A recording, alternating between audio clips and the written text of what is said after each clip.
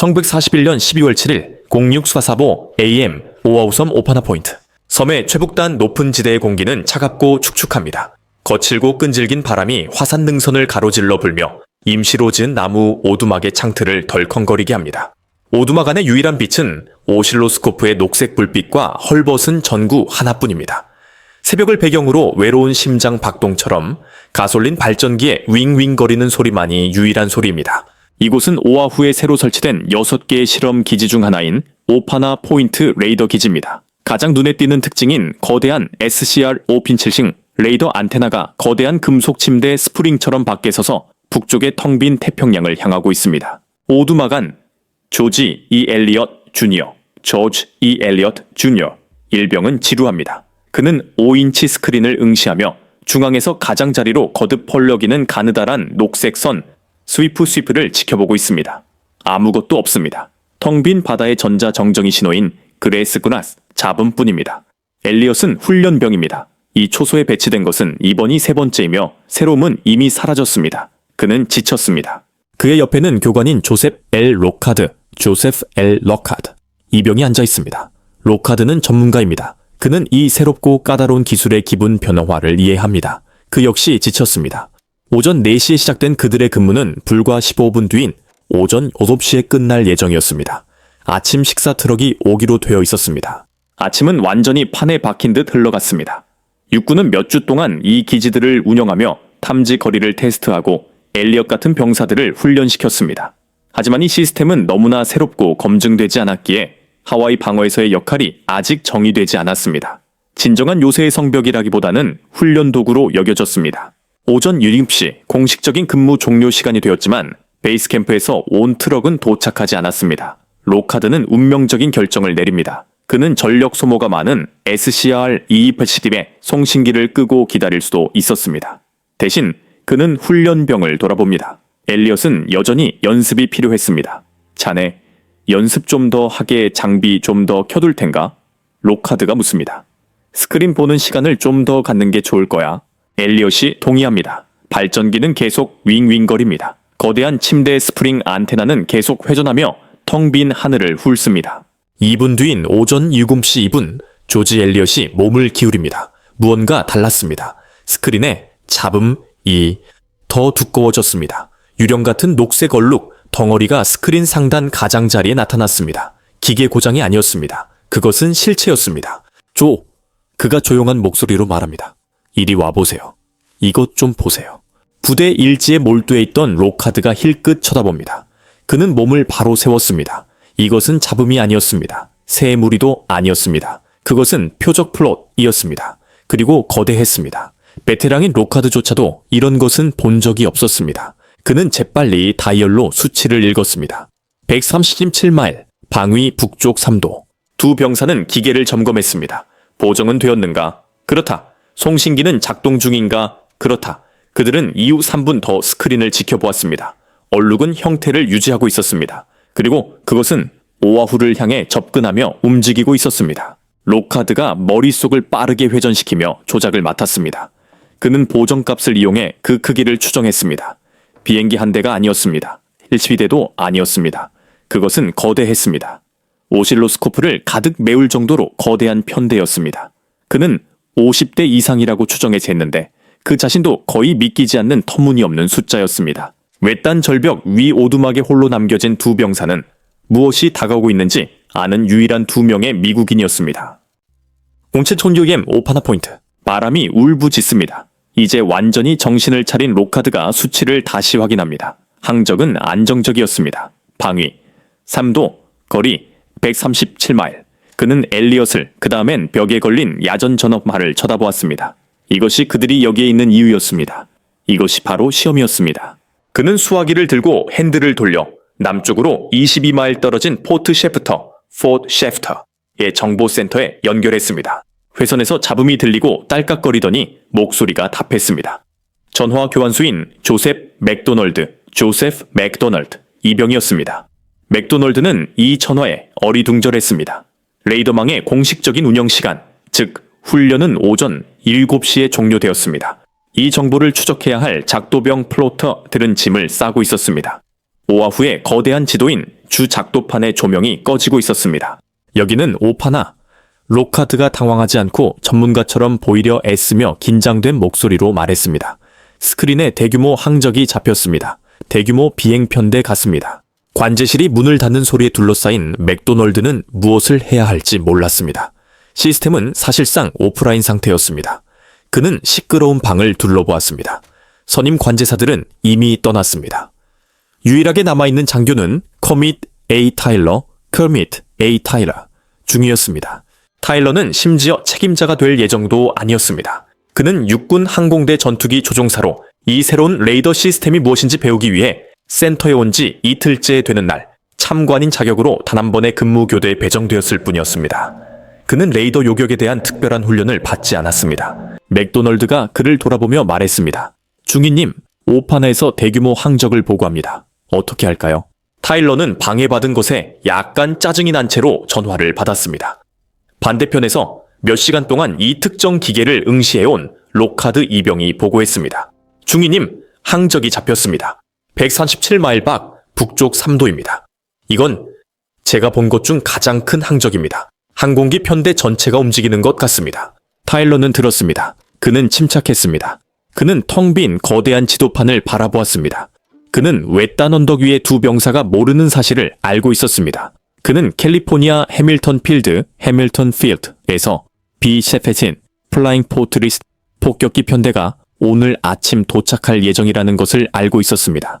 그들은 비무장 상태로 무리를 지어 비행 중이었고 대략 그 방향에서 오고 있을 것이었습니다. 이 새롭고 까다롭고 실험적인 장난감 같은 레이더가 틀림없이 그들을 포착한 것이라고 그는 판단했습니다. 그는 수화기에 대고 무심한 목소리로 말했습니다. 괜찮아, 신경 쓰지 말게. 오파나 기지에서 로카드는 망연자실했습니다. 그는 바람이 오두막을 뒤흔드는 가운데 전화를 붙들고 있었습니다. 중위님, 그가 다시 한번 밀어붙였습니다. 이건 정말 거대한 항적입니다. 저희가 전에 봤던 것과는 다릅니다. 타일러의 대답은 단호했습니다. 그는 아침 식사를 하러 가고 싶었습니다. 우리가 알고 있는 비행이야. 괜찮아. 전화가 끊겼습니다. 로카드가 천천히 수화기를 내려놓았습니다. 그는 엘리엇을 돌아보았습니다. 신경 쓰지 말라고 하더군.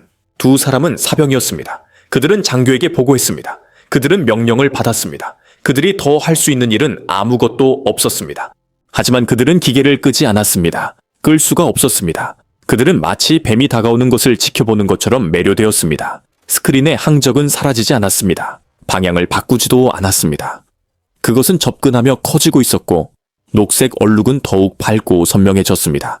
거산지말, 이니지말, 헤그지말. 오전 7시 25분 92마일 밖이었습니다. 오전 7시 39분 오아후에서 불과 22마일 거리까지 접근하자 섬의 산맥에서 반사된 잡음이 스크린을 가득 메웠습니다. 항적은 정정히 신호 속으로 사라졌습니다. 유령은 섬에 상륙했습니다. 로카드는 마침내 엘리엇에게 고개를 끄덕였습니다. 끝났다. 그들은 임무를 다했다. 그는 송신기의 전원을 내렸습니다. 오실로스코프의 녹색 선은 하나의 하얗고 뜨거운 점으로 희미해지다가 이내 검게 변했습니다. 그들은 윙윙거리는 어두운 오두막에서 밝고 서늘한 아침 공기 속으로 걸었고 나와 아침 식사 트럭을 기다렸습니다. 바로 그 순간 일본 제1공격대 183대 항공기가 섬을 향해 강화하고 있다는 사실을 전혀 알지 못한 채 말입니다. 0749M 오아후 북부상공 10,000피트 제1공격대의 비행대장인 후치다 미쏘 후치다. 중전은 자신의 케이트 폭격기 조종석의 양옆을 굳게 잡았습니다. 그의 피가 용솟음칩니다. 그의 아래로 아침 안개 속에서 오아후 섬이 부드럽고 완벽한 새벽빛에 휩싸인 채 모습을 드러냅니다. 하늘은 흠잡을 데 없이 파랗습니다. 그가 본 것 중 가장 아름다운 목표물이라고 그는 생각했습니다. 그는 수평선을 훑어보았습니다. 미군 전투기는 없었습니다. 대공포화도 없었습니다. 아무것도. 섬은 잠들어 있었습니다. 그는 주 목표물인 진주만을 내려다보았습니다. 그리고 그의 심장이 뛰었습니다. 그곳에 포드섬을 따라 깔끔하고 완벽한 쌍으로 정박해 있는 것은 바로 미 태평양 함대 전체였습니다. 전함 열 배틀십 로 정보 사진에서 본 그대로였습니다. 미국인들은 움직이지 않았습니다. 그들은 전혀 모르고 있었습니다. 후치다가 신호탄 총을 들어 올렸습니다. 이것은 기습 성공을 알리는 신호였습니다. 그는 뇌격기들의 하강 신호를 보내기 위해 녹색 신호탄 한 발을 발사했습니다. 하지만 밝은 아침 햇살 속에서 그는 호위 전투기들이 그것을 놓쳤을까봐 걱정했습니다. 그는 두 번째 녹색 신호탄을 발사했습니다. 비극적이게도 이 두 번째 신호탄은 그의 급강하 폭격기 편대장에 의해 공격 개시 신호로 오해되었고, 이로 인해 조정된 계획은 깨졌지만 지옥의 문이 일제히 열리게 되었습니다. 오전 7시 53분, 후치다는 무선세계 태평양 전쟁의 가장 유명한 메시지를 타전하라고 명령했습니다. 돌아, 돌아, 돌아, 돌아, 돌아, 돌아, 호랑이, 호랑이, 호랑이. 완벽한 전술적 기습을 의미하는 암호였습니다. 이것이 바로 로카드와 엘리엇 이병이 37분간 고통스럽게 추적했던 거대한 항적이었습니다. 아군 비셰필 편대로 오인되어 무시당했던 그 녹색 얼룩이었습니다. 지상에서는 소리가 시작되었습니다. 처음에는 그저 웅웅거리는 소리, 멀리서 들려오는 윙윙거리는 소리여서 갑판 위의 수병들은 아군의 비행기로 착각했습니다. USS 네바다 함해 선미에서는 21명으로 구성된 연대 군악대가 악기를 반짝이며 모이고 있었습니다. 그들은 오전 8시 국기 개양식을 위해 성조기를 연주할 준비를 하고 있었습니다. USS 웨스트 버지니아함 갑판에서 아침 국기 개양식을 준비하던 빅토 델라노, 소인은 그 소리의 고개를 들었습니다. 그는 비행기들과 날개에 그려진 붉은 히노마루, 미트볼을 보았습니다. 그는 비행기 동체에서 물체가 떨어지는 것을 보았습니다. 일본 군이다. 그가 비명을 질렀습니다. 몇백 야드 떨어진 USS 애리조나 함에서는 확성기를 통해 갑판 사관의 호루라기 소리가 울려 퍼졌습니다. 공습, 이건 훈련이 아니다. 그의 말이 채 끝나기도 전에 첫 번째 폭탄이 명중했습니다. 후치다가 조종하는 것과 같은 기종인 나카지마 케이트모드가 USS 오클라호마함을 목표로 수면 위를 낮게 날며 함성을 질렀습니다. 그것은 91식 항공 어뢰를 투하했습니다. 항구의 얕은 수심에서 기동할 수 있도록 나무핀으로 특별히 개조된 무기였습니다. 불가능한 일이 일어났습니다. 오전 7시 56분 첫 번째 어뢰가 오클라호마 함의 선체를 강타했습니다. 물과 진흙, 기름 기둥이 수백 피트 상공으로 솟구쳤습니다. 35천 톤급 전함이 거인의 주먹에 맞은 것처럼 격렬하게 휘청거렸습니다. 함선 내부의 사람들은 침상에서 내동댕이 쳐져 완전한 기름기 섞인 어둠 속으로 빠졌습니다. 네바다함에서 군악대가 막 국가의 첫 음을 연주하려던 순간 일본의 급강하 폭격기가 갑판을 기총소사했고 7,000필미 총알이 악단과 악기들을 찢어 발겼습니다. 오파나 포인트의 기계 속 유령은 더 이상 유령이 아니었습니다. 그것은 일본 최정예 조종사들이 조종하는 180의 3대의 전쟁 기계였으며 완전히 비극적으로 무방비 상태로 남겨진 항구로 강화하고 있었습니다. 새롭고 검증되지 않은 기계에 의해 완벽하게 추적되었던 경고는 그저 아침 식사를 하러 가고 싶었던 한 명의 미숙한 장교에 의해 무시되고 사라져버렸습니다. 미국 역사상 가장 거대한 군사적 실패가 일어나도록 방치된 것입니다. 버스 08 청종 AM 진주만 인근 히캄 비행장. 일본 급강하 폭격기와 제로 전투기의 첫 번째 물결이 히캄 비행장, 히캄 필드를 갈기갈기 찢어놓고 있었습니다.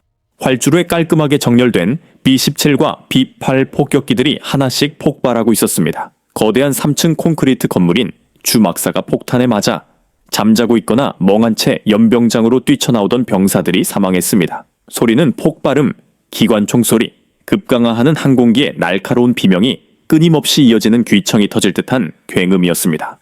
이곳은 커밋 A 타일러 중위가 예상했던 실제 B-17기들이 날아든 혼돈의 현장이었습니다. 영이 자욱한 상공에서 캘리포니아 해밀턴 필드에서 출발한 12대 비무장 B-17C와 B-17E 폭격기 편대를 지휘하는 트루만 H. 랜던, 소령은 마지막 접근을 하고 있었습니다. 하와이를 경유하여 필리핀을 증원하기 위한 이정표적인 임무였던 4시간의 고된 비행이었습니다. 그의 부하들은 지쳐 있었습니다. 연료 게이지는 바닥 근처에서 맴돌고 있었습니다. 그들의 또 19경 기관총은 그리스에 쌓인 채 아래 화물칸에 보관되어 있었습니다. 랜던이 하강하면서 그는 진주만 상공의 연기를 보았습니다. 그는 지상에서 섬광을 보았습니다. 그는 부조종사를 돌아보며 말했습니다. 일요일 아침 훈련치고는 연기가 너무 많은데. 그때 일본의 A6M0 전투기 한 대가 그의 조종석을 스쳐 지나갔고 붉은 히노마루가 태양 아래 빛났습니다. 무정이가 히캄의 착륙 지시가 아닌 광란에 빠진 끊어지는 목소리로 살아났습니다. 이건 훈련이 아니다. 훈련이 아니다. 진주만이 일본의 공격을 받고 있다. 랜던 소령과 그의 승무원들에게 그 깨달음은 즉각적이고 끔찍했습니다. 그들은 2400마일을 날아 안전지대에서 전쟁터 한복판으로 총도 연료도 없이 곧장 날아온 것이었습니다. 편대는 흩어졌습니다. 비행장을 기총소사하고 막 돌아온 일본 제로기들이 육중하고 비무장인 플라잉 포트리스를 발견하고 교전하기 위해 이탈했습니다. 그것은 학살이었습니다. 미 육군 항공대의 가장 무겁고 가장 진보된 폭격기인 B-17이 살기 위해 도망치고 있었습니다. 레이먼드 T. 스웬슨 대위가 조종하던 B-47 한 대는 기관포에 맞아 두 동강이 났습니다. 그것은 기지 병원 근처에서 화염에 휩싸여 추락했습니다. 격렬한 공격을 받던 또 다른 한 대는 히캄의 활주로로 급강하했습니다. 기체가 활주로에 닿았지만 손상으로 인해 착륙 장치가 무너졌습니다. 비행기는 활주로를 가로질러 미끄러지며 동체 바닥이 찢어졌고 제로기들이 다시 기총소사를 퍼붓는 가운데 마침내 멈춰섰습니다. 랜던 소령은 제로기의 맹추격을 받으며 불타는 잔할대와 폭탄 구멍을 피해 간신히 자신의 B-11을 히캄 비행장에 착륙시켰습니다. 또 다른 조종사는 절박한 심정으로 B-17을 카우쿠 골프 코스에 착륙시켰습니다. 다시 포트 셰프터의 정보센터는 아수라장이 되었습니다. 작도판의 조명은 켜졌지만 쓸모가 없었습니다. 휠러 비행장, 카너해, 벨로우즈, 히캄 등 섬의 모든 곳에서 보고가 쏟아져 들어왔습니다. 섬 전체가 공격받고 있었습니다. 신경 쓰지 말게 라고 침착하게 말했던 타일러 중위는 재앙이 펼쳐지는 것을 보며 얼어붙어 있었습니다. 그가 기다리던 B-17기들은 도착했습니다. 그리고 그들은 그가 무시했던 183대의 일본 항공기들과 정확히 같은 순간에 도착했습니다. 오파나 포인트의 기계 속 유령은 하나의 항적이 아니었습니다. 그것은 두 개였습니다. 일본군은 너무나 거대했고 너무나 완벽한 타이밍에 나타나 레이더 스크린상에서 B-17기들을 집어삼켜 하나의 믿을 수 없는 거대한 편대로 합쳐 보였던 것입니다. 비극적인 아이러니가 완성되었습니다. 그들을 구할 수 있었던 유일한 기술인 SCR-2.2 시공 레이더는 완벽하게 작동했습니다. 로카드와 엘리엇 두 병사 역시 완벽하게 임무를 수행했습니다. 시스템은 단 한 곳, 절대 실패해서는 안 될 그 지점, 즉 정보와 지휘 사이의 연결고리에서 실패했습니다.